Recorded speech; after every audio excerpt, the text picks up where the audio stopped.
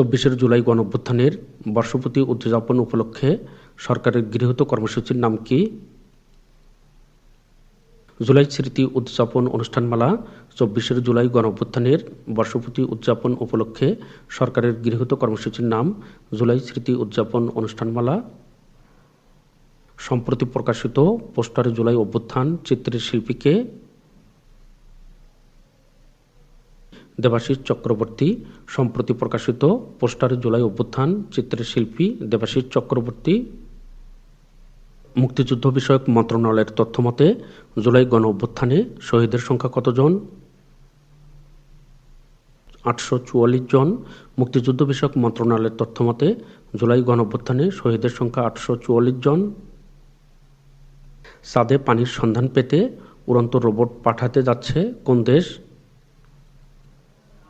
চীন। চাঁদে পানির সন্ধান পেতে উড়ন্ত রোবট পাঠাতে যাচ্ছে চীন।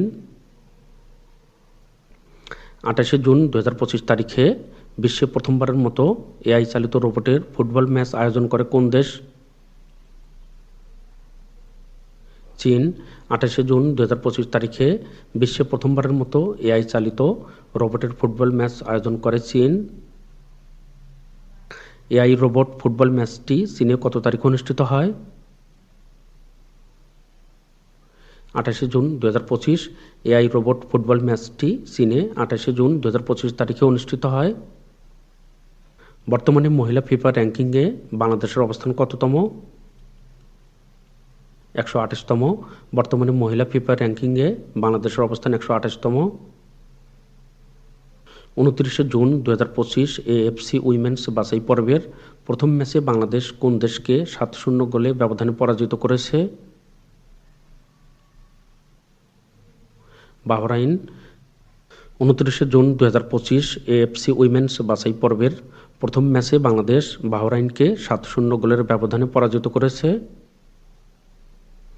২০২৬ সালে ২১তম মহিলা এশিয়া ফুটবল কাপ কোন দেশে হবে? অস্ট্রেলিয়া।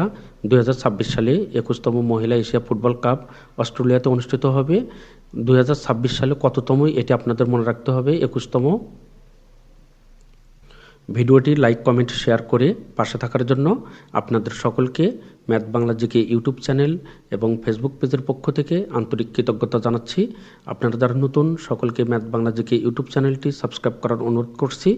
চ্যানেলটি সাবস্ক্রাইব করা না থাকলে ইউটিউব অ্যালগোরিদমের কারণে পরবর্তীতে গুরুত্বপূর্ণ ভিডিওগুলো খুঁজে পাওয়া যাবে না।